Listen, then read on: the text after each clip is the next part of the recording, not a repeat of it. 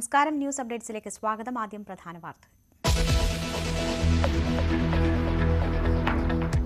തമിഴ്നാട്ടിലെ കള്ളാക്കുറിച്ചിയിൽ വ്യാജമദ്യ ദുരന്തം. 10 പേർ മരിച്ചു, 35 പേർ ആശുപത്രിയിൽ. കടുത്ത നടപടിയിലേക്ക് സർക്കാർ. ജില്ലാ കളക്ടറെ സ്ഥലം മാറ്റി.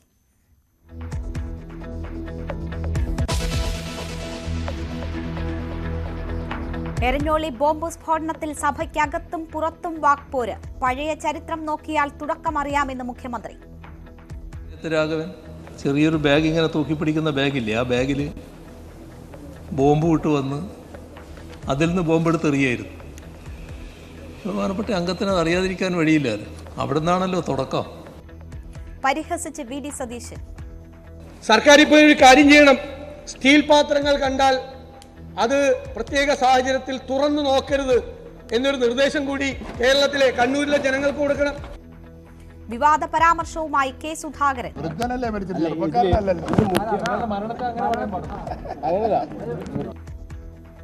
വിമർശനമുയർന്നപ്പോൾ വിശദീകരണം. ബോംബ് സ്ഫോടനത്തിന്റെ അകത്ത് ചെറുപ്പക്കാരെ കൊല്ലാത്ത CPM-ന്റെ അപൂർവ കൊലകളിൽ ഒന്നാണ് ഇത്.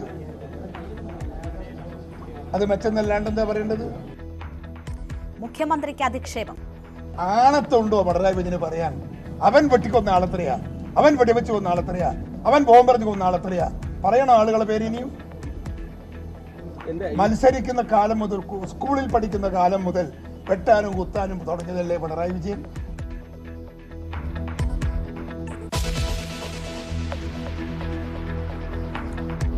എരഞ്ഞോളിയിൽ ബോംബ് പൊട്ടിയ ഇടം CPM കേന്ദ്രമെന്ന് പ്രദേശവാസിയായ യുവതി.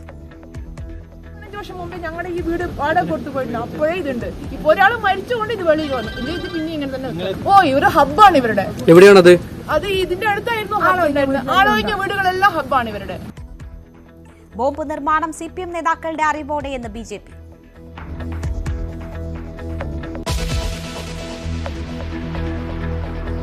ക്രിമിനലുകളെ പോലീസിൽ വെച്ച് പൊറുപ്പിക്കില്ലെന്ന് മുഖ്യമന്ത്രി. ചില ഉദ്യോഗസ്ഥർ സേനയുടെ വിശ്വാസ്യത കളങ്കപ്പെടുത്തുന്നു. ഈ സർക്കാരിന്റെ കാലത്ത് കേസുകളിൽപ്പെട്ട എല്ലാ ഗുണ്ടകളെയും പിടികൂടിയെന്നും മുഖ്യമന്ത്രി.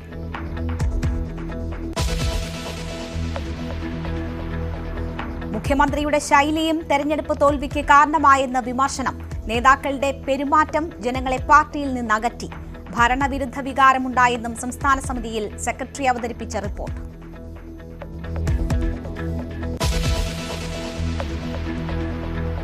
പാലക്കാട് ഉപതെരഞ്ഞെടുപ്പിൽ രാഹുൽ മാങ്കൂട്ടത്തിന് സാധ്യത തെളിയുന്നു. ഷാഫി പറമ്പിലിന് താൽപര്യം രാഹുലിനെ. ചേലക്കരയിൽ രമ്യ ഹരിദാസും KA തുളസിയും പരിഗണനയിൽ.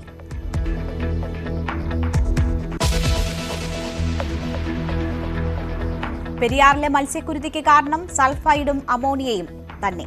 പുഴയിൽ വൻതോതിൽ രാസവസ്തുക്കൾ ഒഴുക്കി. ആശങ്കകൾ ശരിവെച്ച് കുഫോസിന്റെ റിപ്പോർട്ട്.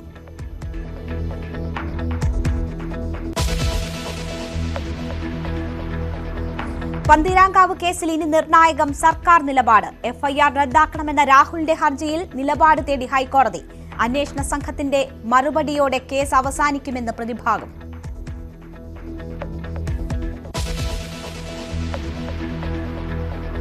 ചരിത്ര തീരുമാനം നടപ്പാക്കി നിയമസഭ. ഇനി കോളനി പ്രയോഗമില്ല. കോളനി എന്ന പദം പ്രയോഗിച്ച മന്ത്രി K രാജനെ തിരുത്തി ഡെപ്യൂട്ടി സ്പീക്കർ. തിരുത്തി വായിച്ചു മന്ത്രി. ഒരങ്കോക്കുന്ന്, തലയാട്, മണ്ടോപ്പാറ എന്നീ കോളനികളിലായി താമസിച്ചു കോളനി എന്ന പദം ഒഴിവാക്കാൻ ഉത്തരവിട്ടിട്ടുണ്ട്. ഞാനത് അതിന് മുമ്പ് തയ്യാറാക്കിയ സാർ. ഞാനത് പറയുമ്പോൾ ശ്രദ്ധിക്കണം.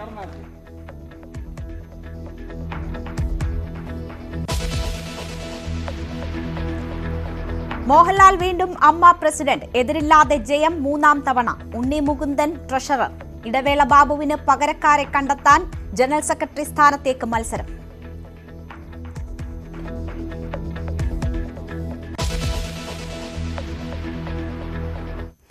വാർത്തയിലേക്ക് വിശദമായി. തമിഴ്നാട്ടിലെ കള്ളാക്കുറിച്ചിയിൽ വ്യാജമദ്യ ദുരന്തമെന്ന സംശയം. 10 പേർ മരിച്ചു, 35 പേർ ആശുപത്രിയിലാണ്. കടുത്ത നടപടികളിലേക്ക് സർക്കാർ നീങ്ങുന്നു. ജില്ലാ കളക്ടറെ സ്ഥലം മാറ്റി. പോലീസ് സൂപ്രണ്ടിന് സസ്പെൻഷനും ഉണ്ട്. വിവരങ്ങളുമായി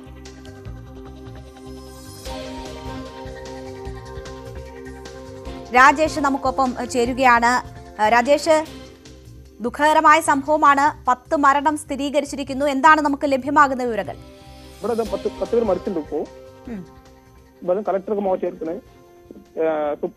സൂപ്രണ്ട് ചേഞ്ച് ചെയ്ത് ഇവിടുന്ന് 4 அமைச்சர் മിനിസ്റ്റർമാരൊക്കെ ഇവിടെ എത്തിയിരിക്കണത് 2 ആള്. ഇന്ന് കൂടും പറഞ്ഞിട്ടുണ്ട് ഇവിടെ റിപ്പോർട്ടില് ഹോസ്പിറ്റലില്.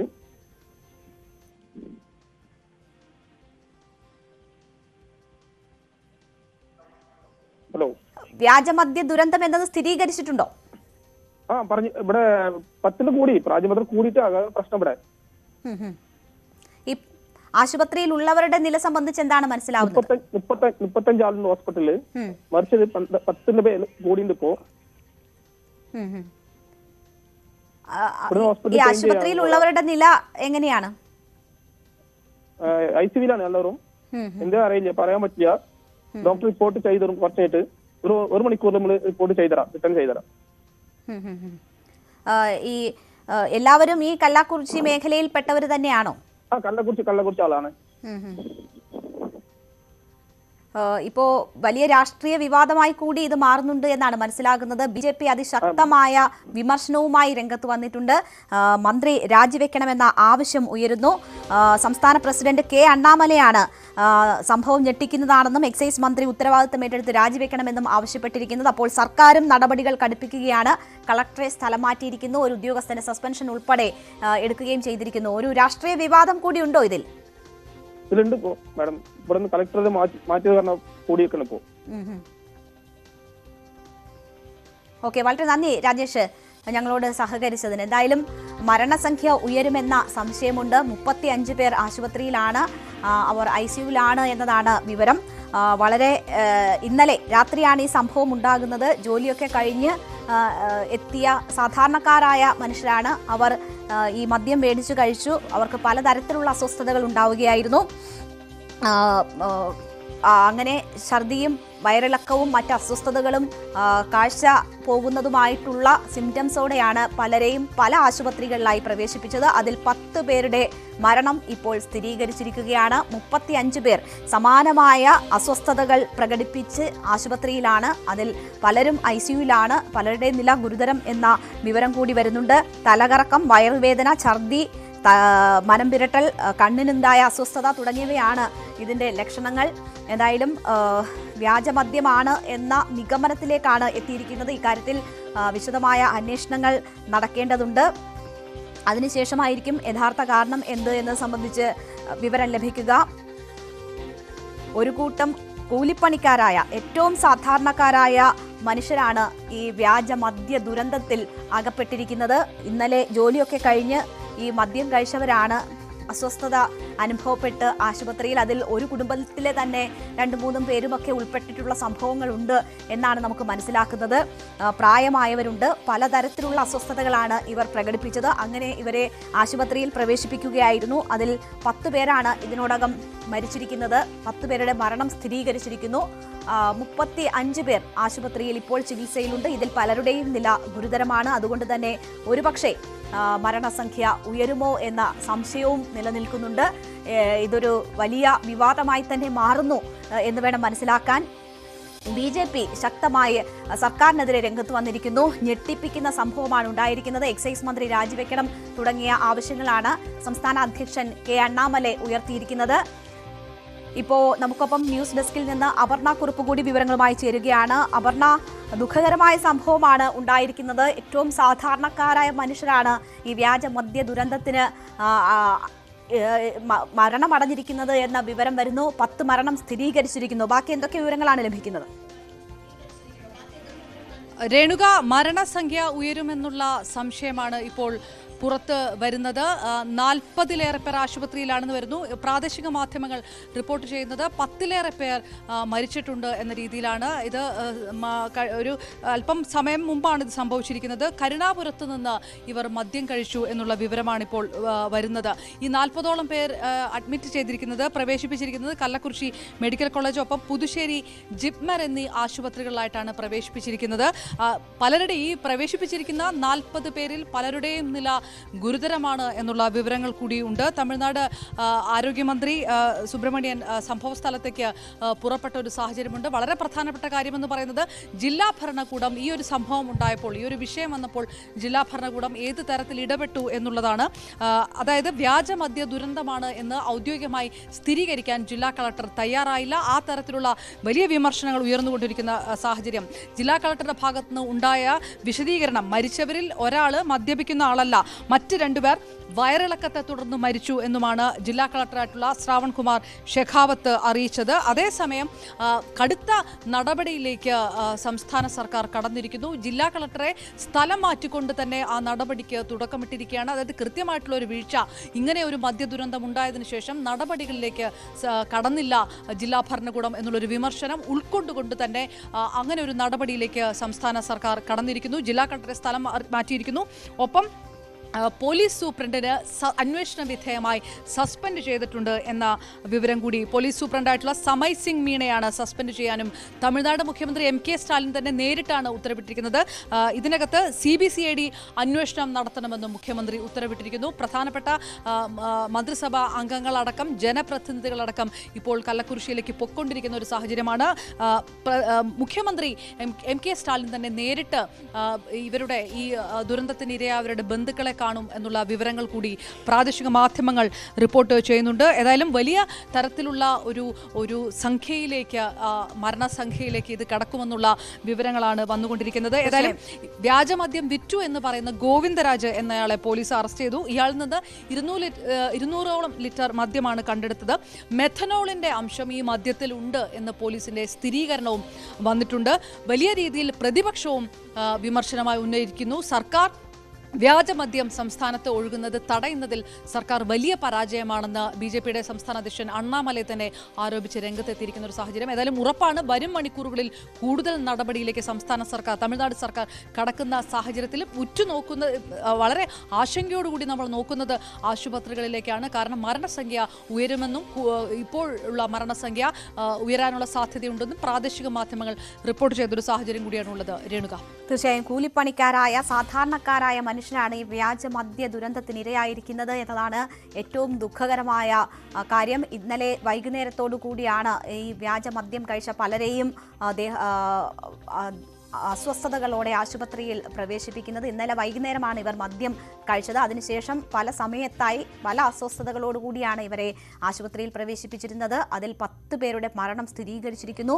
35 പേർ ഇതിനോടകം പലതരത്തിലുള്ള അസ്വസ്ഥതകളുമായി ആശുപത്രിയിൽ ഉണ്ട് എന്നാണ് മനസ്സിലാക്കുന്നത്.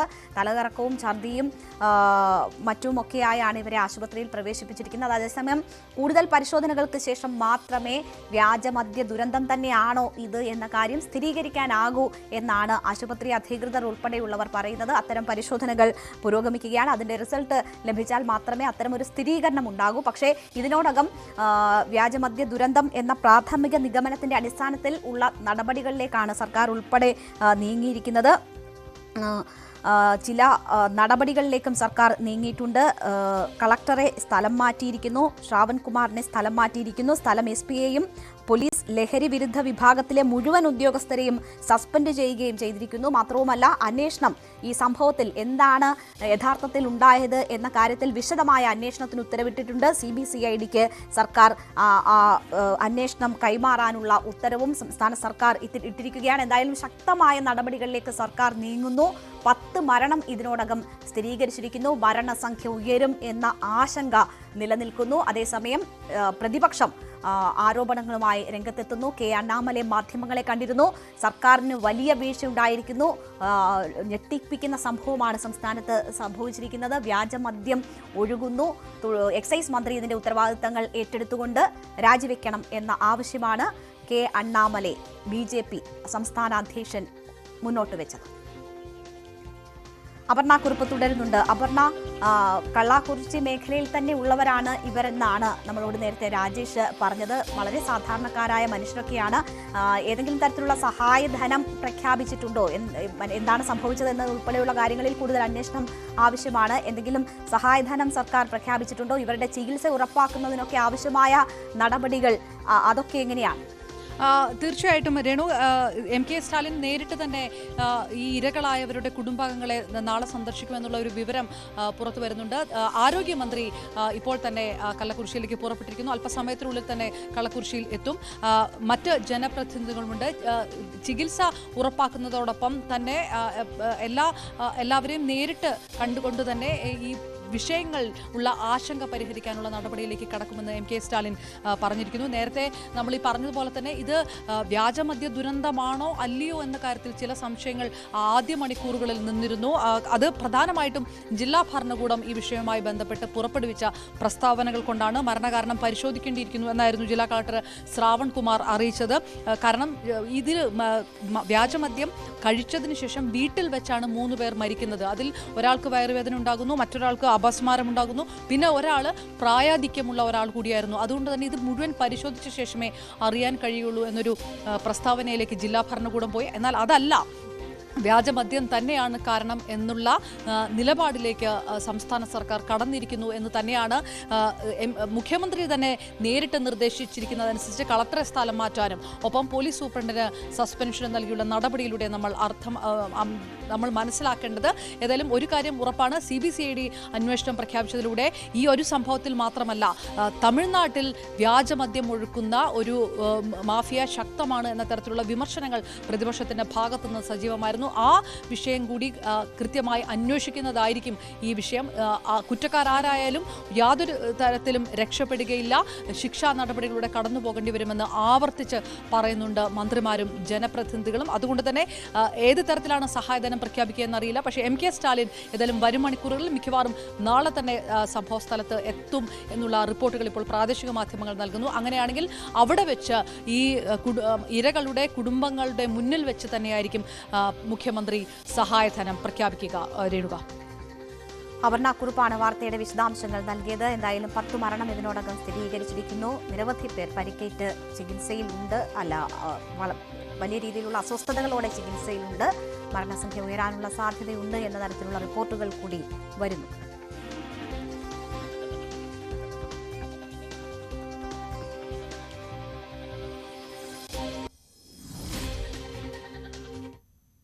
ഇടവേളയ്ക്ക് ശേഷം മറ്റു വാർത്തകൾ.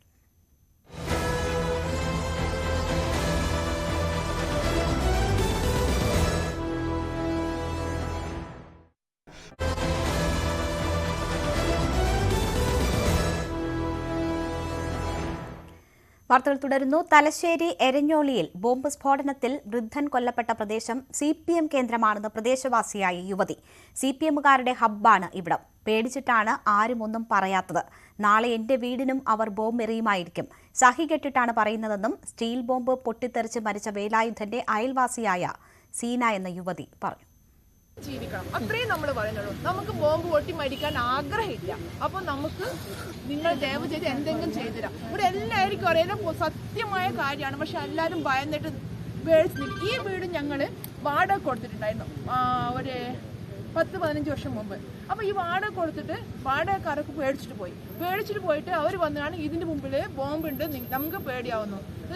ആ ബോംബ് അവർ കൊണ്ടുവച്ചിട്ടുണ്ട്, ഞങ്ങൾക്ക് പേടിയാവുന്നതിന് വാടക ഒഴിഞ്ഞു പോയി. അപ്പൊ ഞങ്ങൾ ഈ വീട്ടാകും ഈ വീടിന്റെ പറമ്പത്ത് നിന്ന് 3 ബോംബ് ഇവരെടുത്തുകൊണ്ട് പോയിട്ടുണ്ട്.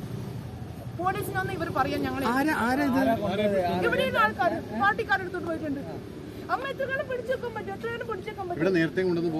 അത് 10-15 വർഷം മുമ്പേ ഞങ്ങളുടെ ഈ വീട് വാടക കൊടുത്തു പോയിട്ടുണ്ട്. അപ്പോഴേ ഇതുണ്ട്. ഇപ്പൊ ഒരാൾ മരിച്ചുകൊണ്ട് ഇത് വെളിയിൽ വന്നു. ഇല്ല, ഇത് പിന്നെ ഇങ്ങനെ തന്നെ ഞങ്ങള് ജനിച്ചപ്പോ തന്നെ ഈ ഒച്ചപ്പാടും ബഹളവും കേൾക്കുന്നുണ്ടെന്നൊക്കെ പറഞ്ഞ പാട്ടും.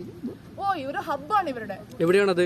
അത് ഇതിന്റെ അടുത്തായിരുന്നു ആളൊഴിഞ്ഞ വീടുകളെല്ലാം ഹബ്ബാണ് ഇവരുടെ. ആരുടെ? ഈ പാർട്ടിക്കാരൻ. ആ പാർട്ടിക്കാരുടെ ഹബ്ബാണ്. ഇനിയിപ്പോ ഇവര് പറഞ്ഞത് കാരണം ഇപ്പൊ ഞങ്ങളുടെ വീട്ടിൽ പോകുമ്പോ ഇതാരും പേടിക്കണ എന്തുകൊണ്ടാന്ന് വെച്ച് കഴിഞ്ഞാല് ആര് പറഞ്ഞോ അവരുടെ വീട് ബോംബെറിഞ്ഞു നശിപ്പിക്കും. പിന്നെ ഞങ്ങൾ ഇവിടെ ജീവിക്കാൻ അനുവദിക്കില്ല. ശരി, ഞങ്ങളെ ജീവിക്കാൻ അനുവദിച്ചിട്ടും ശരി, ഞാൻ പറയുന്നത് എനിക്ക് വേണ്ടിയല്ല, ഈ നാട്ടിലെ എല്ലാ ആൾക്കാർക്കും വേണ്ടിയാണ്. നിങ്ങൾക്ക് സഹായിക്കാൻ പറ്റുമെങ്കിൽ സഹായിക്കും. പലരും പേടിച്ചിട്ടാണ് പറയുന്നത്. കാരണം ഇവരുടെ വീടുകളിൽ ബോംബെറിയും, ഇല്ലെങ്കിൽ വീടുകളിൽ ജീവിക്കാൻ അനുവദിക്കില്ല. തലശ്ശേരിയിൽ ബോംബ് പൊട്ടി വൃദ്ധൻ മരിച്ച സംഭവത്തിൽ നിയമസഭയിൽ ഭരണ പ്രതിപക്ഷ വാക്പോര്. പഴയ ചരിത്രം പരിശോധിച്ചാൽ ബോംബിന്റെ തുടക്കം എവിടെ നിന്നാണെന്ന് എല്ലാവർക്കും അറിയാമെന്ന് പ്രതിപക്ഷത്തിന്റെ അടിയന്തര പ്രമേയ നോട്ടീസിന് മുഖ്യമന്ത്രി മറുപടി നൽകി. ഡിസിസിയിൽ പലതരം ബോംബുകൾ പ്രദർശിപ്പിക്കുന്നതുവരെ എത്തിയില്ലേ എന്ന് മുഖ്യമന്ത്രി ചോദിച്ചു. പാർട്ടി ഗ്രാമങ്ങളിൽ കുടിൽ വ്യവസായം പോലെ ബോംബ് ഉണ്ടാക്കുകയല്ലേ എന്ന് പ്രതിപക്ഷ നേതാവും തിരിച്ചടിച്ചു. അടിയന്തര പ്രമേയത്തിന് അനുമതി നിഷേധിച്ചതിൽ പ്രതിഷേധിച്ച് പ്രതിപക്ഷം ഇറങ്ങിപ്പോയി. തലശ്ശേരി എരിഞ്ഞോളിയിൽ സ്റ്റീൽ ബോംബ് പൊട്ടി വൃദ്ധൻ മരിച്ച സംഭവമാണ് പ്രതിപക്ഷം അടിയന്തര പ്രമേയ നോട്ടീസായി കൊണ്ടുവന്നത്. സണ്ണി ജോസഫാണ് നോട്ടീസിന് അവതരണ അനുമതി തേടി സംസാരിച്ചത്. സിപിഎമ്മിന്റെ നേതാക്കൾ അല്ലെങ്കിൽ സിപിഐയുടെ പ്രവർത്തകർ നിരന്തരം ഇത്തരം സംഭവങ്ങൾ ഉൾപ്പെടുന്നുവെന്ന് ആരോപിച്ച് നേരത്തെ പാലൂരിലടക്കം നടന്ന ബോംബ് സ്ഫോടനങ്ങളുടെ കഥ പറഞ്ഞുകൊണ്ടാണ് സർക്കാരിനെതിരെ രൂക്ഷ വിമർശനം സണ്ണി ജോസഫ് ഉന്നയിച്ചത്. എന്തുകൊണ്ട് സിപിഎം ഇക്കാര്യം ഗൌരവമായി എടുക്കുന്നില്ല? സിപിഎം സംസ്ഥാന സമിതി ഇക്കാര്യം ചർച്ച ചെയ്യണമെന്ന് കൂടി സണ്ണി ജോസഫ് ആവശ്യപ്പെട്ടു. നിങ്ങൾ ബോംബ് നിർമ്മാണം നിങ്ങൾ ആയുധമാക്കുന്നു, അതിനെ പ്രോത്സാഹിപ്പിക്കുന്നു, അതിനെ ന്യായീകരിക്കുന്നു, കേസുകളിൽ നിന്ന് പ്രതികൾക്ക് രക്ഷ നൽകുന്നു, അതിന് പണം നൽകുന്നു, രക്തസാക്ഷികളെ നിങ്ങൾ പ്രഖ്യാപിച്ച് സൃഷ്ടിക്കുന്നു, അതിനെ ബഹുമതിയാക്കി മാറ്റുന്നു. അത് അവസാനിപ്പിക്കണം. ഈ സംഭവത്തെക്കുറിച്ച് അന്വേഷിക്കണം. ബോംബ് നിർമ്മാണം തടയണം. യഥാർത്ഥ പ്രതികളെ നിയമത്തിന് മുമ്പിൽ കൊണ്ടുവരണം. പരിക്ക് പറ്റി മരണപ്പെട്ട വേലായുധന്റെ കുടുംബത്തിന് ആവശ്യമായിട്ടുള്ള നഷ്ടപരിഹാരം നൽകണം. ഈ കാര്യം ഏറ്റവും ഗൗരവമേറിയതാണ്. ഇത് സഭ നിർത്തിവെച്ച് ചർച്ച ചെയ്യണം സർ. ആദ്യഘട്ടത്തിൽ മറുപടി പറഞ്ഞ മുഖ്യമന്ത്രി പൂർണ്ണമായും ഇത്തരം സംഭവങ്ങളെ അപലപിച്ചു. നടക്കാൻ പാടുള്ള സംഭവമാണ് തലശ്ശേരിയിൽ ഉണ്ടായെന്ന് അദ്ദേഹം പറഞ്ഞു. നിരന്തരം ഇത്തരം സംഭവങ്ങൾ കണ്ണൂർ ജില്ലയിൽ ഉണ്ടാകുന്നതിൽ വിശദമായ പരിശോധന ഗൌരവത്തോടെ സർക്കാർ നടത്തുമെന്നും മുഖ്യമന്ത്രി പറഞ്ഞു. എന്നാൽ സണ്ണി ജോസഫ് പൂർണ്ണമായും ഈ ആരോപണം സിപിഎമ്മിന് മേൽ സിപിഎം നേതാക്കളുടെ അറിവോടുകൂടിയാണ്, സിപിഎം നേതാക്കളുടെ ഒത്താശയോടുകൂടിയാണ് അവിടെ ബോംബ് നിർമ്മാണങ്ങൾ നടക്കുന്നുവെന്ന ആരോപണത്തിന് അതേ ഭാഷയിൽ മറുപടി നൽകി. ബോംബ് ചരിത്രം കണ്ണൂർ രാഷ്ട്രീയത്തിലെ ബോംബ് ചരിത്രം പറഞ്ഞുകൊണ്ട് അത് ഓർപ്പിച്ചുകൊണ്ട് ആരാണ് തുടങ്ങി വെച്ചതെന്ന് പറഞ്ഞുകൊണ്ടാണ് മുഖ്യമന്ത്രി മറുപടി പറഞ്ഞത്. മാത്രമല്ല ഡിസിസി ഓഫീസിൽ വിവിധ തരത്തിലുള്ള ബോംബുകൾ പ്രദർശിപ്പിച്ചതും ഓർമ്മയില്ലേ എന്നും മുഖ്യമന്ത്രി ചോദിച്ചു. പഴയ ചരിത്രം പരിശോധിച്ചാൽ എവിടുന്നാണ് ബോംബിന്റെ തുടക്കം എന്നത് നമുക്കെല്ലാവർക്കും അറിയാലോ. അറിയില്ലേ? നിങ്ങൾക്കറിയില്ല, ഇപ്പോൾ പറയുന്ന ആൾക്കറിയില്ല, പക്ഷേ നേരത്തെ സംസാരിച്ച ആൾക്കറിയാം. അത് പന്തക്കപ്പാറയിൽ ഓർമ്മയില്ലേ? കുളങ്ങരയത്ത് രാഘവൻ ചെറിയൊരു ബാഗ് ഇങ്ങനെ തൂക്കിപ്പിടിക്കുന്ന ബാഗില്ലേ, ആ ബാഗിൽ ബോംബ് വിട്ട് വന്ന് അതിൽ നിന്ന് ബോംബെടുത്ത് എറിയായിരുന്നു. ബഹുമാനപ്പെട്ട അംഗത്തിന് അത് അറിയാതിരിക്കാൻ വഴിയില്ലല്ലോ. അവിടെ നിന്നാണല്ലോ തുടക്കം. അതേവരെ കണ്ണൂർ ജില്ലയിൽ ഈ ബോംബ് എന്ന് പറയുന്നത് എന്താണെന്ന് സാധാരണഗതിയിൽ ആൾക്കറിയില്ലായിരുന്നു. പിന്നീടത് ഒരു ഘട്ടത്തിലല്ലേ അതെവിടം വരെ എത്തി? അവസാനം ഡിസിസി ഓഫീസിൽ പലതരം ബോംബുകൾ പ്രദർശിപ്പിക്കുന്ന നിലയുണ്ടായല്ലോ. തലശ്ശേരി സംഭവത്തിൽ മുഖം നോക്കാതെ നടപടി ഉണ്ടാകുമെന്ന് മുഖ്യമന്ത്രി പറഞ്ഞു. പരിശോധനകൾ ഇപ്പോഴും അവിടെ ശക്തമായി തുടരുന്നു. ഇനിയും കൂടുതൽ പരിശോധനകൾ ഉണ്ടാകും. എന്തുകൊണ്ട് ഇത്തരം സംഭവങ്ങൾ ആവർത്തിക്കുന്ന കാര്യത്തിൽ ഗൌരവതരമായ ഇടപെടൽ പരിശോധന ഉണ്ടാകുമെന്നും മുഖ്യമന്ത്രി പറഞ്ഞു. എന്നാൽ കുടിൽ വ്യവസായം പോലെ കണ്ണൂരിൽ സിപിഎം ബോംബ് നിർമ്മാണത്തെ മാറ്റിയെന്ന് പരിഹസിച്ചുകൊണ്ടാണ് പ്രതിപക്ഷ നേതാവ് സംസാരിച്ചത്. സ്വന്തം പാർട്ടിക്കാർക്ക് നേരെ പോലും എറിയാൻ ബോംബുണ്ടാക്കിയവരാണ് അവിടെയുള്ളവർ. സിപിഎമ്മിലെ ഗ്രൂപ്പ് പോലും ഇത്തരം ബോംബ് സ്ഫോടനങ്ങളുടെ പിന്നിലുണ്ടെന്ന് പ്രതിപക്ഷ നേതാവ് ആരോപിച്ചു. നേരത്തെ RSSനെതിരെയാണ് ആക്രമണമെങ്കിൽ എന്തുകൊണ്ട് ഇപ്പോൾ ആർക്കെതിരെ ഇതുണ്ടാക്കുന്നു? RSSുമായി സിപിഎം നേരത്തെ രഹസ്യ ചർച്ച തിരുവനന്തപുരത്ത് മാസ്കറ്റ് ഹോട്ടലിൽ ചർച്ച നടത്തി സന്ധിയിലായതാണല്ലോ. ഇനി ഇപ്പോൾ പാവപ്പെട്ട ഞങ്ങൾക്കെതിരെയാണോ ആക്രമണമെന്നും പ്രതിപക്ഷ നേതാവ് ചോദിച്ചു. ഈ സംഭവങ്ങൾ ബോംബ് രാഷ്ട്രീയം ഇനിയെങ്കിലും അവസാനിപ്പിക്കണമെന്നും പ്രതിപക്ഷ നേതാവ് സിപിഎം നേതൃത്വത്തോട് മുഖ്യമന്ത്രിയോടും സഭയിൽ പറഞ്ഞു. കുടിൽ വ്യവസായം പോലെ പാർട്ടി ഗ്രാമങ്ങളിൽ ബോംബുണ്ടാക്കിയ ഞാൻ ചോദിക്കട്ടെ, എത്ര നിരപരാധികളാണ് കൊല ചെയ്യപ്പെട്ടത്? എത്ര പാർട്ടിക്കാരാണ് സ്വന്തം പാർട്ടിക്കാരല്ലേ കൊല ചെയ്യപ്പെട്ടത്? എത്ര പേരുടെ കയ്യും കാലും പോയി സാർ? നിരപരാധികളായ മനുഷ്യർ എല്ലായിടത്തും ഈ സ്റ്റീൽ ബോംബ് ഉണ്ടാക്കി വെക്കുകയാണോ? എല്ലാ സ്ഥലത്തും. സർക്കാർ ഇപ്പോൾ ഒരു കാര്യം ചെയ്യണം. സ്റ്റീൽ പാത്രങ്ങൾ കണ്ടാൽ അത് പ്രത്യേക സാഹചര്യത്തിൽ തുറന്നു നോക്കരുത് എന്നൊരു നിർദ്ദേശം കൂടി കേരളത്തിലെ കണ്ണൂരിലെ ജനങ്ങൾക്ക് കൊടുക്കണം. ദുരൂഹമായ സാഹചര്യത്തിൽ കാണുന്ന സ്റ്റീൽ പാത്രങ്ങളൊന്നും ആരും തുറന്നു നോക്കരുത് എന്ന് പറയണം. ബോംബ് രാഷ്ട്രീയത്തെ സിപിഎം പ്രോത്സാഹിപ്പിക്കുകയാണെന്നും പോലീസ് അതിന് നടപടിയെടുക്കുന്നില്ലെന്നും ആരോപിച്ച് പ്രതിപക്ഷം സഭയിൽ നിന്ന് ഇറങ്ങിപ്പോയി. എരഞ്ഞോളി ബോംബ് സ്ഫോടനത്തിൽ വിവാദ പരാമർശവുമായി KPCC president K Sudhakaran. Bomb പൊട്ടി മരിച്ചത് വൃദ്ധനല്ലേ എന്ന് സുധാകരൻ ചോദിച്ചു. ചെറുപ്പക്കാരനല്ലല്ലോ മരിച്ചതെന്നും സുധാകരൻ പറഞ്ഞു. ബോംബ് ഇനിയും പൊട്ടാനുണ്ടെന്നും കണ്ണൂരിൽ സുധാകരൻ പറഞ്ഞു. ബോംബ് ഇനിയും പൊട്ടാനുണ്ട്, പൊട്ടി കുറച്ച് കഴിയട്ടെ. വൃദ്ധനല്ലേ മരിച്ചത്, ചെറുപ്പക്കാരനല്ലല്ലോ. പരാമർശത്തിൽ വിമർശനമുയർന്നപ്പോൾ വിശദീകരണവുമായി കെ സുധാകരൻ രംഗത്ത് വന്നു. കഴിഞ്ഞ ദിവസങ്ങളിലെല്ലാം ചെറുപ്പക്കാരാണ് മരിച്ചത്. സ്വന്തം പാർട്ടിയിലെ അടക്കം എത്ര ചെറുപ്പക്കാരെ CPM കൊന്നു? അങ്ങനെയൊരു ചെറുപ്പക്കാരൻ മരിച്ചില്ല എന്നാണ് ഉദ്ദേശിച്ചത്. അപൂർവം കൊലകളിൽ ഒന്നാണ് ഇത്. CPMന്റെ രാഷ്ട്രീയ അസ്തിത്വം തന്നെ കൊലപാതകത്തിലും ബോംബേറിലുമാണ് എന്നും കെ സുധാകരൻ പറഞ്ഞു. ബോംബ് സ്ഫോടനത്തിന്റെ അകത്ത് ചെറുപ്പക്കാരെ കൊല്ലാത്ത CPMന്റെ അപൂർവ കൊലകളിൽ ഒന്നാണ് ഇത്. അത് മെച്ചെന്നല്ലാണ്ട് എന്താ പറയേണ്ടത്? അത്രയായാലും വൃദ്ധം മരിച്ചു എന്ന് ഞാൻ വൃദ്ധം മരിച്ചു എന്നല്ല പറഞ്ഞത്. ഞാൻ പറഞ്ഞത് അവിടെ ചെറുപ്പക്കാർ മരിച്ചില്ല.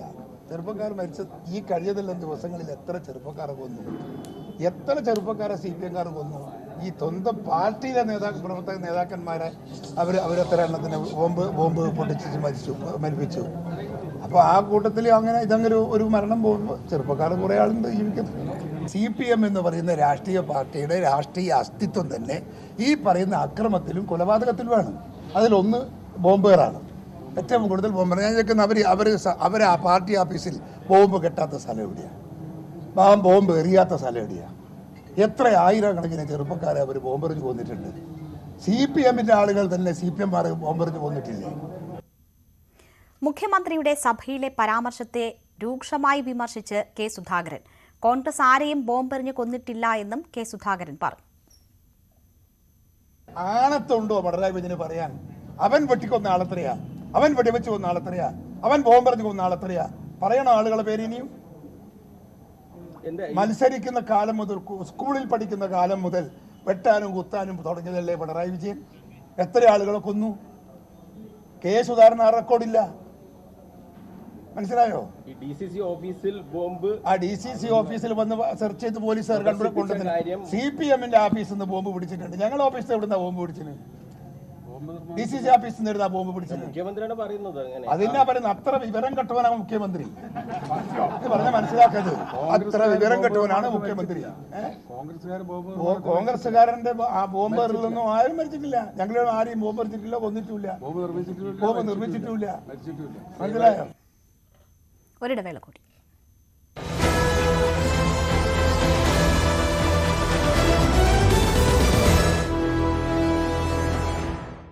ഒരു മാറ്റമുണ്ട്.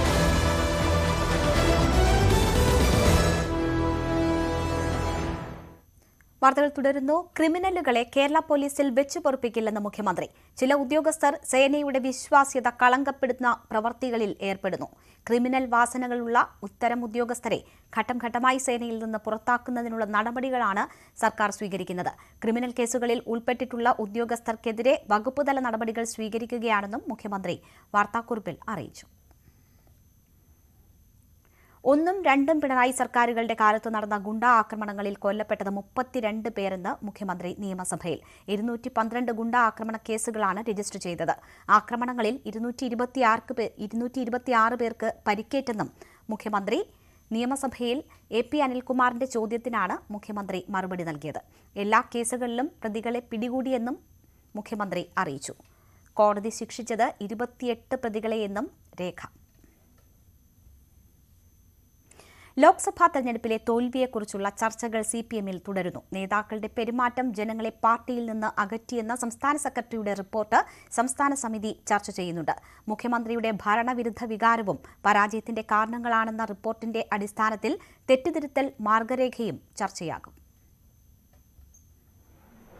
തെരഞ്ഞെടുപ്പ് തോൽവിൽ വിശദമായ ചർച്ചയാണ് CPM സംസ്ഥാന സമിതിയിൽ നടക്കുന്നത്. തെരഞ്ഞെടുപ്പ് പരാജയത്തിന്റെ കാര്യകാരണങ്ങളും എങ്ങനെ തിരിച്ചടി മറികടക്കാം എന്നതിനെ പറ്റിയുമാണ് ചർച്ച. മുഖ്യമന്ത്രി പിണറായി വിജയന്റെ ശൈലിയും പരാജയ കാരണമായെന്ന ഗുരുതരമായ വിമർശനം CPM സംസ്ഥാന സമിതിയിലുണ്ടായി. നേരത്തെയൊക്കെ മുഖ്യമന്ത്രിക്കെതിരെ വിമർശനങ്ങൾ സമീപകാല CPMന്റെ ചരിത്രത്തിൽ ഉണ്ടാകാത്തതാണ്. പക്ഷേ ഇത്തവണ തെരഞ്ഞെടുപ്പ് പരാജയത്തിന് മുഖ്യമന്ത്രിയുടെ ശൈലിയും കാരണമായെന്ന വിമർശനം നേതാക്കൾ ഉന്നയിച്ചു. കണ്ണൂരിൽ നിന്നുള്ള പ്രതികളടക്കം ഇത്തരം വിമർശനം ഉന്നയിച്ചതായാണ് സൂചന.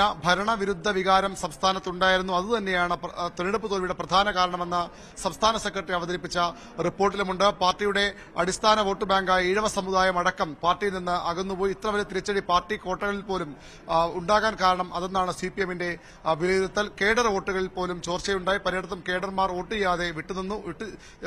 വോട്ട് ചെയ്തവർ തന്നെ പലയിടത്തും UDF-നോ അല്ലെങ്കിൽ BJP-ക്കോ ഒക്കെ ചെയ്തെന്ന വിമർശനവും CPM-ന്റെ സംസ്ഥാന സമിതിയിലും അത്തരം വിലയിരുത്തലുകളും വിമർശനപ്പുറത്തേക്ക് വിലയിരുത്തലുകളും ഉണ്ടായിട്ടുണ്ട്.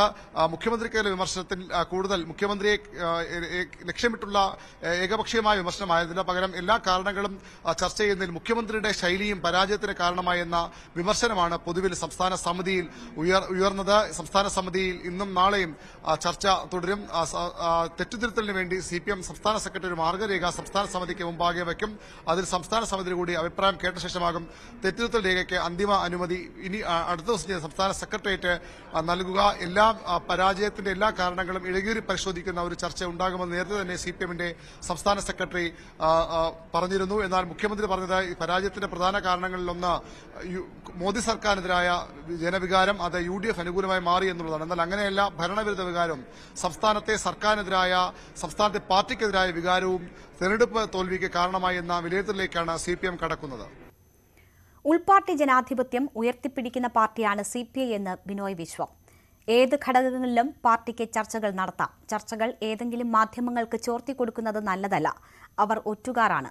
സ്വന്തം മാതാവിനെ ഒറ്റുകൊടുക്കുന്നത് പോലെ മ്ലേച്ഛമാണ്. അത് കമ്മ്യൂണിസ്റ്റ് പാർട്ടികളുടെ ശൈലിയല്ലെന്നും ബിനോയ് വിശ്വം പറഞ്ഞു.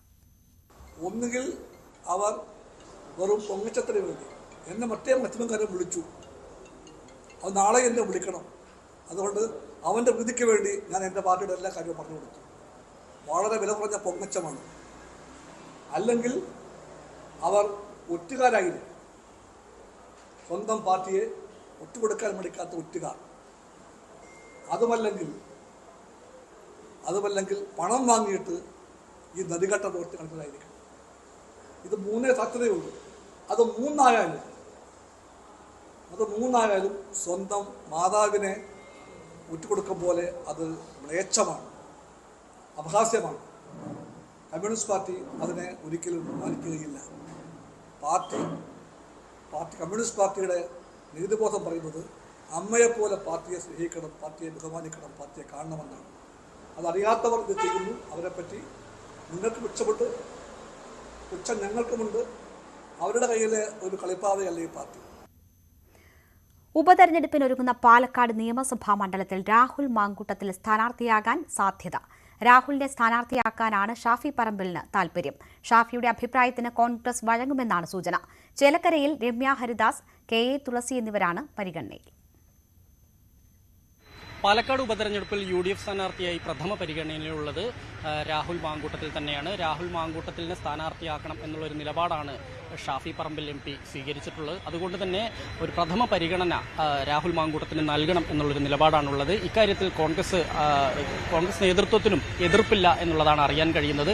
എങ്കിൽ പോലും VT ബൽറാമിനെ പോലെ കുറച്ചുകൂടെ ശക്തനായ ഒരു സ്ഥാനാർത്ഥി വേണം എന്നാവശ്യപ്പെടുന്നവരും കോൺഗ്രസിനകത്തുണ്ട്. പക്ഷേ ഈ പ്രധാനമായും പാലക്കാട് പോലുള്ള സ്ഥലത്തിൽ CPM-ൽ നിന്ന് ഒരു വോട്ട് ലഭിക്കേണ്ടതുണ്ട്. അങ്ങനെ വരികയാണെങ്കിൽ CPM ഒരു ദുർബലനായ സ്ഥാനാർത്ഥിയാണ് നിർത്തുന്നതെങ്കിൽ ജയിക്കാനുള്ളൊരു സാധ്യത കൂടുതലാണ് എന്ന് തന്നെയാണ് കോൺഗ്രസ് വിലയിരുത്തുന്നത്. അതുകൊണ്ട് തന്നെ VT ബൽറാമിനെ പോലെ ഒരാളെ സ്ഥാനാർത്ഥിയാക്കി കഴിഞ്ഞാൽ AKG വിരുദ്ധ പരാമർശം ഉൾപ്പെടെ ഉള്ളതുകൊണ്ട് CPM-ൽ നിന്ന് അത്തരത്തിൽ ഒരു സഹായം അല്ലെങ്കിൽ അത്തരത്തിലൊരു വോട്ട് ലഭിക്കാൻ സാധ്യതയില്ല എന്ന് തന്നെയാണ് കോൺഗ്രസ് വിലയിരുത്തുന്നത്. അങ്ങനെ വരികയാണെങ്കിൽ ഇപ്പോഴത്തെ ഒരു സാഹചര്യത്തിൽ രാഹുൽ മാങ്കൂട്ടം തന്നെയായിരിക്കും UDF-ന്റെ സ്ഥാനാർത്ഥി എന്നാണ് അറിയാൻ കഴിയുന്നത്. അതുമായി ബന്ധപ്പെട്ടുകൊണ്ട് ഔദ്യോഗിക പ്രഖ്യാപനം വരുന്നതിന് മുമ്പ് തന്നെ രാഹുൽ പാലക്കാട് എത്തുകയും പ്രചാരണം ആരംഭിക്കുകയും ചെയ്യും എന്ന് തന്നെയാണ് അറിയാൻ കഴിയുന്നത്. എന്തായാലും നിലവിലെ സാഹചര്യത്തിൽ രാഹുൽ മാങ്കൂട്ടത്തിന് അനുകൂലമാണ് കാര്യങ്ങൾ. ഇനി കൂടുതൽ ചർച്ചകൾ നടക്കുമ്പോൾ ഇനിയൊരു മാറ്റം വേണോ അല്ലെങ്കിൽ മറ്റൊരു സ്ഥാനാർത്ഥിയെ കൂടി പരിഗണിക്കേണ്ടതുണ്ടോ എന്ന് നേതൃത്വം അങ്ങനൊരു ചിന്തയിലേക്ക് പോവുകയാണെങ്കിൽ മാത്രമായിരിക്കും ഒരു മാറ്റം ഉണ്ടാവുക. അതുവരെ നിലവിലെ സാഹചര്യത്തിൽ UDF സ്ഥാനാർത്ഥിയായി രാഹുൽ മാങ്കൂട്ടത്തിന്റെ പേര് തന്നെയാണ് സജീവ പരിഗണനയിലുള്ളത്. ഒപ്പം തന്നെ BJP ഇതുവരെയും ഒരു സർപ്രൈസ് കാൻഡിഡേറ്റ് വേണം എന്നുള്ള നിലപാടിലാണ്. അതുകൊണ്ട് തന്നെ C കൃഷ്ണകുമാറിനുള്ള സാധ്യത വളരെ കൂടുതലാണ്. ജില്ലാ നേതൃത്വത്തിന് ഉൾപ്പെടെ അദ്ദേഹത്തോട് വലിയ താല്പര്യം ഇല്ല എന്നാണ് അറിയാൻ കഴിയുന്നത്. എന്തായാലും അതുമായി ബന്ധപ്പെട്ടുകൊണ്ട് ഒരു സെലിബ്രിറ്റി അല്ലെങ്കിൽ അത്തരത്തിൽ ഒരു ഈ ശ്രീധരനെയൊക്കെ പോലെ ഒരു ജനസ്വാധീനമുള്ള ജനങ്ങൾ അറിയുന്ന ഒരു ആളെ സ്ഥാനാർത്ഥിയാക്കണം. കാരണം തൃശ്ശൂരിൽ സുരേഷ് ഗോപി ഉപയോഗിച്ചുകൊണ്ട് നേടിയ ആ ഒരു മുന്നേറ്റം അത് പാലക്കാട് നടത്തണമെങ്കിൽ പാലക്കാടിന് പുറത്തുനിന്ന് അത്യാവശ്യം സ്വാധീനമുള്ള ഒരാൾ, സെലിബ്രിറ്റി സിനിമ മേഖലയിലുള്ള ആളുകളോ അങ്ങനെയുള്ള ഒരു സാധ്യതയിലേക്ക് പോകുന്നത്. ഉണ്ണി മുകുന്ദൻ ഉൾപ്പെടെയുള്ള ആളുകളുടെ പേരുകൾ പറഞ്ഞു കേൾക്കുന്നുണ്ട്. പക്ഷേ അന്തിമമായ ഒരു തീരുമാനം എന്തായാലും BJP കേന്ദ്ര നേതൃത്വത്തിന്റെ ഭാഗത്തു നിന്നാണ് ഉണ്ടാവേണ്ടത്. എങ്കിൽ പോലും സാധ്യതയുള്ള ആളുകളിൽ നിലവിലെ സാഹചര്യത്തിൽ ശോഭാ സുരേന്ദ്രൻ ഉൾപ്പെടെയുള്ള ആളുകളുണ്ട്. കെ സുരേന്ദ്രന്റെ പേര് പോലും ഇവിടെ പറഞ്ഞു കേൾക്കുന്നുണ്ട്. ഒപ്പം തന്നെ LDFിലേക്ക് കടക്കുകയാണെങ്കിൽ LDFിൽ ആരാ സ്ഥാനാർത്ഥി എന്നുള്ള കാര്യത്തിൽ ഇപ്പോഴും ഒരു വ്യക്തത വന്നിട്ടില്ല എന്ന് പറയേണ്ടിയിരിക്കുന്നു. കഴിഞ്ഞ തവണ പ്രമോദായിരുന്നു ദുർബലനായ ഒരു സ്ഥാനാർത്ഥി ആയതുകൊണ്ട് തന്നെയാണ് CPMൽ നിന്ന് വലിയ തോതിലുള്ള വോട്ട് ഷാഫി പറമ്പലിന് ലഭിച്ചതാണ് യഥാർത്ഥത്തിൽ BJPക്ക് തിരിച്ചടിയായത്. എന്തായാലും CPM അത്തരത്തിലൊരു നീക്കം നടത്തുമോ എന്നുള്ളത് കാത്തിരുന്ന് കാണേണ്ട ഒരു കാര്യം കൂടിയാണ്. മറ്റൊന്ന് ചേലക്കരയാണ്. ചേലക്കര മണ്ഡലത്തിൽ രമ്യ ഹരിദാസിന്റെ പേരാണ് സജീവ പരിഗണനയിലുള്ളത്. രമ്യ ഹരിദാസ് മത്സരിക്കണം എന്നൊരു വിഭാഗം പറയുന്നുണ്ട്. പക്ഷേ പാലക്കാട് DCC ഉൾപ്പെടെ രമ്യക്കെതിരെ തിരിഞ്ഞൊരു സാഹചര്യം ഉണ്ടായി. ആലത്തൂരിൽ കഴിഞ്ഞ 5 വർഷക്കാലം രമ്യയുടെ പ്രവർത്തനം വിലയിരുത്തുമ്പോൾ നേതൃത്വത്തിന് വലിയൊരു താല്പര്യമില്ലായിരുന്നു. ഈ ഒരു സാഹചര്യത്തിൽ രമ്യയെ തന്നെ അവിടെ സ്ഥാനാർത്ഥിയാക്കേണ്ടതുണ്ടോ എന്നുള്ള ഒരു ഇതിലേക്ക് പോകുന്നുണ്ട്. മറ്റൊന്ന് തുളസിയാണ്. തുളസിയുടെ പേര് സജീവ പരിഗണനയിൽ ഉള്ളതാണ് ചേലക്കരയിൽ. കാരണം VK ശ്രീകണ്ഠന്റെ ഭാര്യ ആയതുകൊണ്ട് തന്നെ, ശ്രീകണ്ഠൻ MP ആയതുകൊണ്ട് തന്നെ ചേലക്കരയിൽ നിലവിൽ ഒരു നിയമസഭാ മണ്ഡലത്തിൽ തുളസിയെ കൂടെ അവിടെ മത്സരിപ്പിക്കേണ്ടതുണ്ടോ എന്നുള്ള കാര്യത്തിൽ പാർട്ടി എന്തായാലും ഒരു പുനരാലോചന എന്തായാലും നടത്തും എന്നാണ് നമുക്ക് അറിയാൻ കഴിയുന്നത്. എന്തായാലും സ്ഥാനാർത്ഥി ചർച്ചകൾ സജീവമാണ്. ഒപ്പം തന്നെ അവിടെ LDFിൽ ആര് എന്നുള്ളൊരു ചോദ്യം നിലനിൽക്കുന്നുണ്ട്. പ്രധാനമായും AK ബാലന്റെ പേര് കേൾക്കുന്നുണ്ട്. അതുപോലെ തന്നെ പ്രദീപിന്റെ പേര് സജീവമായിട്ടുണ്ട്. കഴിഞ്ഞ 5 വർഷക്കാലം പ്രദീപിന് വളരെ മെച്ചപ്പെട്ട ഒരു പ്രവർത്തനം കാഴ്ചവെക്കാൻ അവിടെ കഴിഞ്ഞതാണ്. രാധാകൃഷ്ണൻ വരുന്നതിന്റെ തൊട്ട് മുമ്പ് പ്രദീപായിരുന്നു അവിടെ MLA. പ്രദീപിനോട് പൊതുവെ സാധ്യതയുള്ളതും പ്രദീപിന് വലിയ സ്വാധീനമുള്ളതുമായ ഒരു സ്ഥലം കൂടിയാണ് ചേലക്കര. അങ്ങനെ വരികയാണ് പ്രദീപിന്റെ പേരും സജീവ പരിഗണനയിലുണ്ട്. BJPയിൽ നിന്ന് അതുപോലെ തന്നെ വീണ്ടും സരസുവിനെ ചേലക്കരയിൽ മത്സരിപ്പിക്കണം എന്നുള്ള ഒരു ആവശ്യം ഒരു വിഭാഗം ഉയർത്തിയിട്ടുണ്ട്. അത് എത്രത്തോളം നേതൃത്വം അംഗീകരിക്കും എന്നുള്ളത് കാത്തിരുന്ന് കാണേണ്ടതാണ്. എസ് വിനേഷ് കുമാറിന്റെ റിപ്പോർട്ടാണ് കണ്ടത്. ഒരിടവേള കൂടി.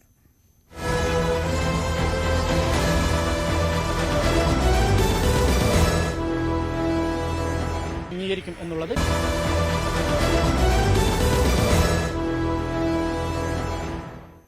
വാർത്തകൾ തുടരുന്നു. ലോക്സഭാ ഉപതെരഞ്ഞെടുപ്പ് നടക്കുന്ന വയനാട്ടിൽ BJP രാഷ്ട്രീയ പോരാട്ടം നടത്തുമെന്ന് കെ സുരേന്ദ്രൻ.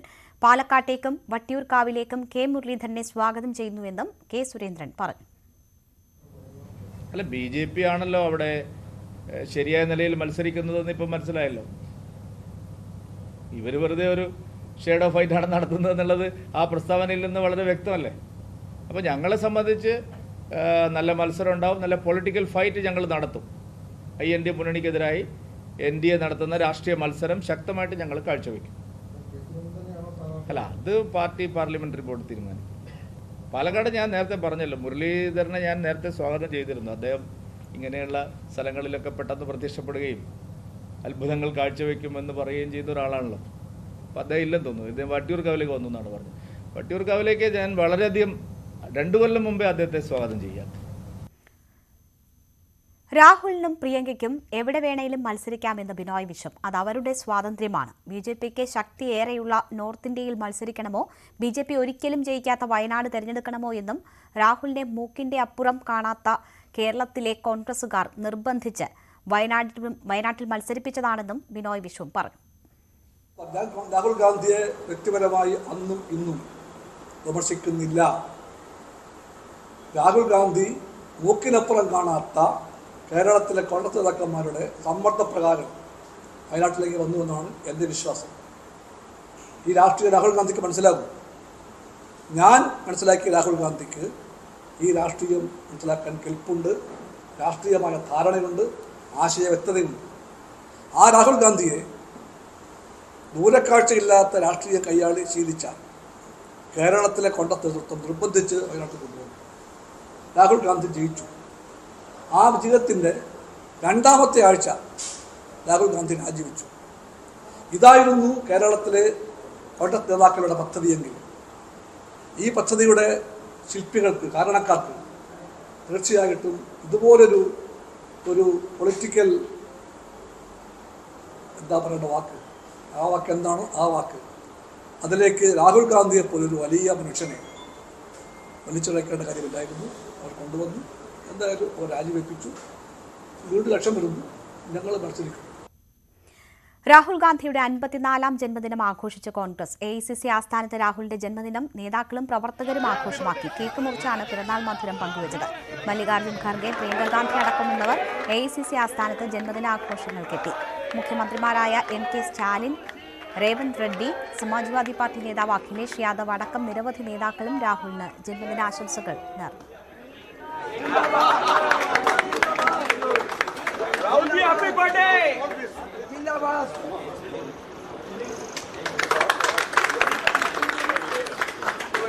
നിയമസഭയിലെ പ്രതിപക്ഷ നേതാവിന്റെ ഓഫീസിലും രാഹുൽ ഗാന്ധിയുടെ ജന്മദിനം ആഘോഷിച്ചു.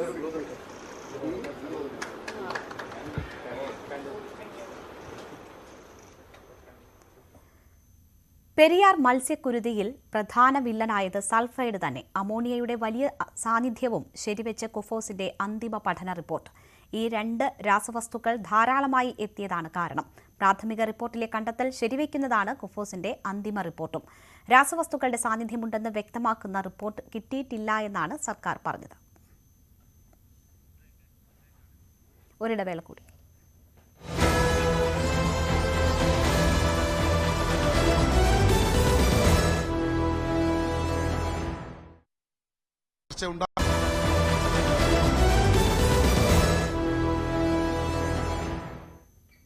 വാർത്തകൾ തുടരുന്നു. പന്തീരാങ്കാവ് ഗാർഹിക പീഡന കേസ് ഒത്തുതീർപ്പായെന്ന് പ്രതി രാഹുൽ ഹൈക്കോടതിയിൽ.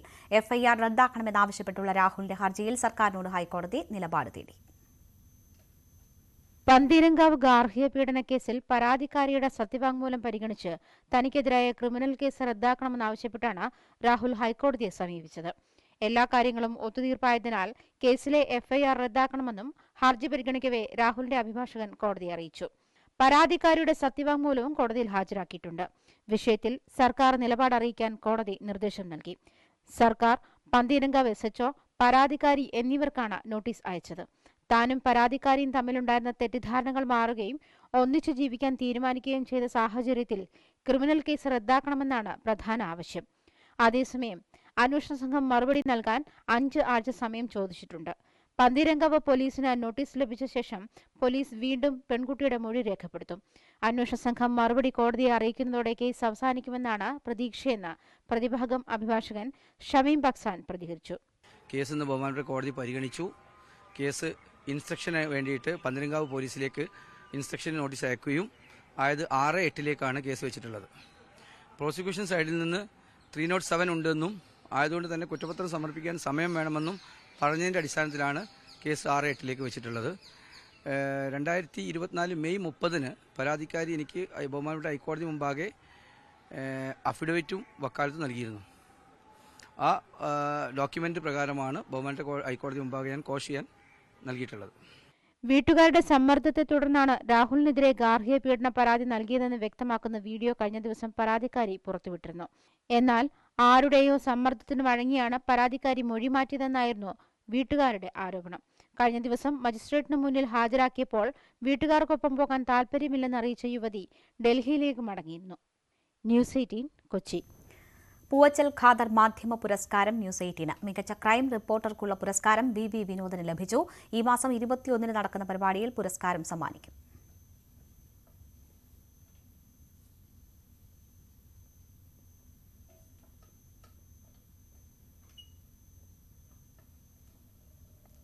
കുവൈറ്റ് തീപിടുത്തത്തിൽ മലയാളികൾ ഉൾപ്പെടെ മരിച്ചത് അങ്ങേയറ്റം ദുഃഖകരമായ സംഭവം എന്ന് മുഖ്യമന്ത്രി. മരിച്ചവരുടെ കുടുംബാംഗങ്ങൾക്ക് 5 ലക്ഷം രൂപ സർക്കാർ നൽകും. പരിക്കേറ്റവർക്കും സഹായം നൽകുമെന്നും മുഖ്യമന്ത്രി പറഞ്ഞു. മരണപ്പെട്ടവരുടെ കുടുംബങ്ങൾക്ക് അങ്ങ് പറഞ്ഞതുപോലെ 5 ലക്ഷം രൂപയും കേന്ദ്ര സർക്കാർ 2 ലക്ഷം രൂപയും ധനസഹായം പ്രഖ്യാപിച്ചിട്ടുണ്ട്.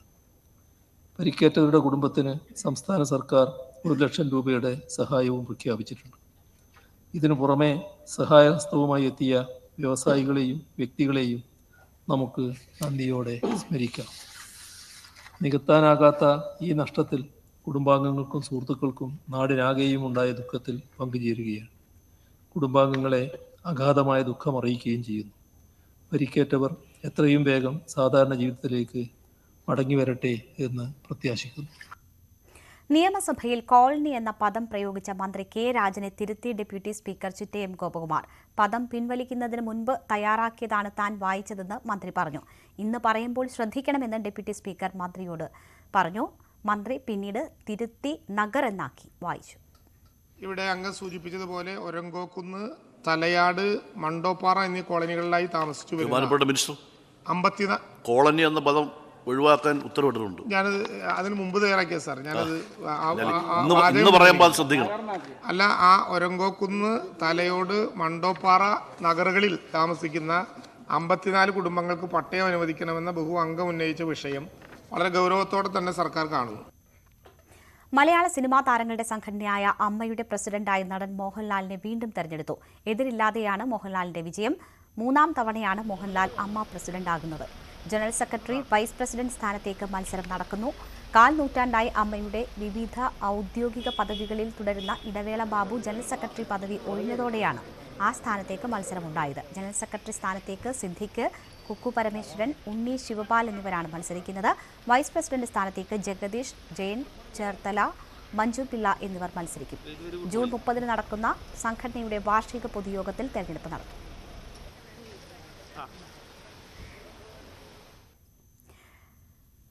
മലപ്പുറത്ത് ബലിപ്പെരുന്നാളിനെയും മുസ്ലിങ്ങളെയും അവഹേളിച്ച് വാട്സ്ആപ്പ് ഗ്രൂപ്പിൽ പോസ്റ്റിട്ട CPM പുതുപ്പാടി ലോക്കൽ സെക്രട്ടറിക്കെതിരെ നടപടി.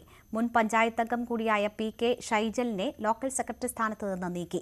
വാട്സ്ആപ്പ് ഗ്രൂപ്പുകളിൽ മുസ്ലിം ലീഗ് നേതാവ് ഷംസീറിന്റെ പെരുന്നാൾ ആശംസയ്ക്കുള്ള കമന്റായാണ് ഷൈജൽ വിവാദ പരാമർശം നടത്തിയത്. ഇതിനെതിരെ പ്രതിഷേധം ശക്തമായതോടെ ഗ്രൂപ്പ് അഡ്മിൻ പോസ്റ്റ് നീക്കം ചെയ്തിരുന്നു. സംഭവത്തിൽ ഷൈജൽ ഖേദം പ്രകടിപ്പിച്ചിരുന്നു. ഷൈജലിനെതിരെ ലീഗ് പഞ്ചായത്ത് കമ്മിറ്റി പരാതി നൽകിയിട്ടുണ്ട്.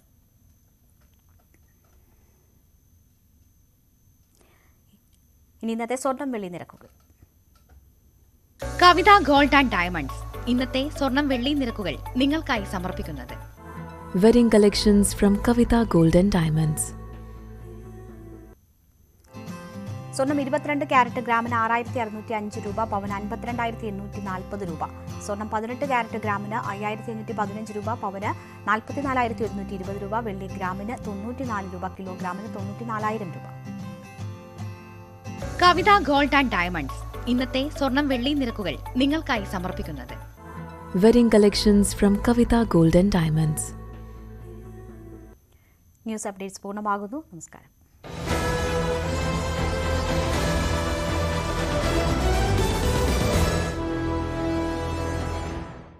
ചെയ്യും